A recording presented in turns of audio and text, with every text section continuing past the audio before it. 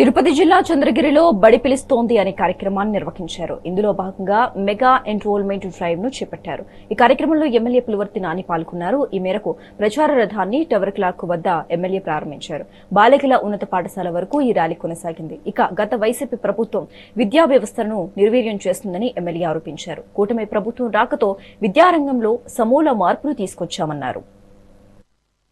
విద్యా సంస్కృతుల్లో ఎన్నో విధమైనటువంటి విభిన్నమైనటువంటి సంస్కృతులు తేవడం జరిగింది.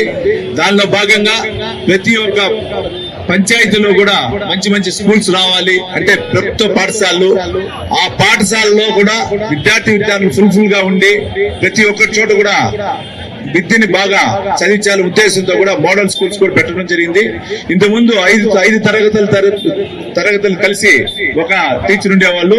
ఈ రోజు అది లేకుండా ఒక్కొక్క తరగతి ఒక్కొక్క టీచర్ని పెట్టి కూడా మన భావి తరాలకు సంబంధించిన పిల్లలందరినీ కూడా ఈ రోజు ముందుకు తీసుకుపోతున్నారు. ఒక్కసారి ఆలోచించాలి, మనమందరూ ఇక్కడ సంబంధించినటువంటి విద్యార్థులతో పాటు ఇక్కడ ఉన్నటువంటి ప్రజలందరూ కూడా మనం ఒక ప్రైవేట్ స్కూల్కి వెళ్ళి ఒక విద్యార్థులకు చదివించాలంటే మినిమం 25,000 నుంచి 30,000 అవుతుంది. ఈ రోజు అది లేకుండా మన నారా చంద్రబాబు నాయుడు గారు కానీ డిప్యూటీ సీఎం గారు అయినటువంటి పవన్ కళ్యాణ్ గారు కానీ ఐటీ శాఖ మంత్రి కూడా కలిసి లోకేష్ బాబు గారు కూడా కలిసి ప్రతి ఒక్కరికి కూడా తల్లికి వందనం తరపున కూడా ఎందుకు చదివితే అందరికి 15,000 రూపాయలు కూడా ఇస్తున్నారు. ఇది కాకుండా ఎక్కడైతే మన స్కూల్స్ కి వెళ్తున్నారో పక్క విలేజ్ కి వాటికి కూడా ఒక మనిషికి అంటే ఒక విద్యార్థికి 600 రూపాయల లెక్కన కూడా ఆటోకి సంబంధించిన ట్రాన్స్పోర్ట్ డబ్బు